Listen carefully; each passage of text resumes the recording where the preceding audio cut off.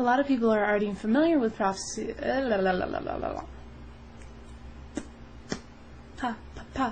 Proxies.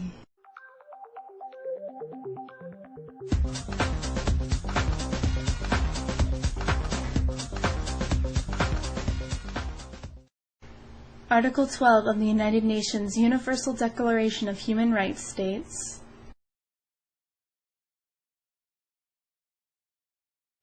your IP address shows where you live down to the city, and even what internet service provider you use and what operating system you're on. So that's all public knowledge and you have the right to protect it.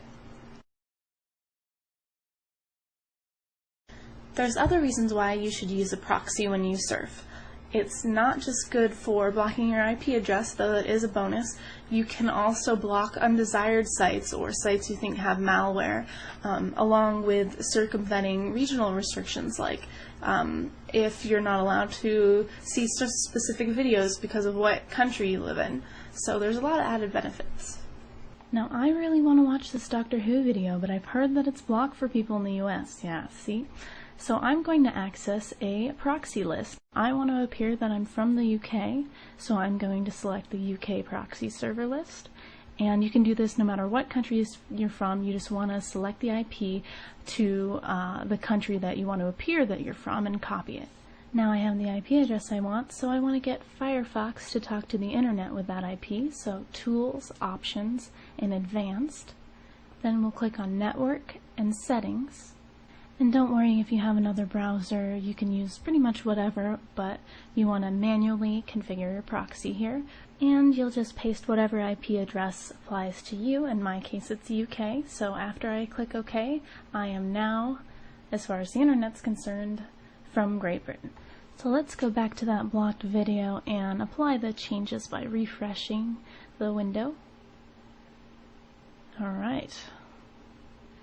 And with the new IP, ta-da! This was a triumph. A common example of a proxy is an anonymizer. A lot of people are familiar with them. You go to the like anonymous.com and you put in the site that you want to search anonymously, and they in turn use their IP address instead of yours. Now there's some problems with that. It doesn't always work. It doesn't normally work with video. There's some dicey issues there with spyware, and oftentimes they're not free, and if they are, they have lots of ads. So I think we can do better than that. So now you're at school or work and you're trying to access your favorite website, but you're blocked from it. So we're going to use the poor man's proxy here by going to Google and hitting Language Tools, and we're going to translate the web page by putting the same URL in. Google doesn't know that it's already in English, so we translate it, and there it should be for you. Beware, beware. Some organizations block by keyword or by whole site, so the poor man's proxy might not always work for you, but it's a great option when you're not able to modify on the browser level and manually tweak the proxy.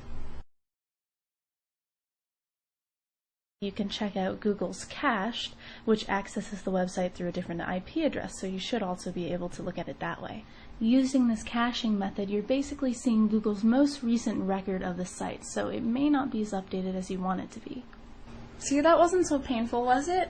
I mean, you learned all the way from a low-end proxy like an anonymizer to language tools and Google caching and even manually setting your proxy. I mean, you have all the tools in your arsenal to protect your privacy and be the safest you can while surfing the net. So check out my website if you want to know a little bit more layman's terms on how to establish proxies, and I can't wait to see you next time.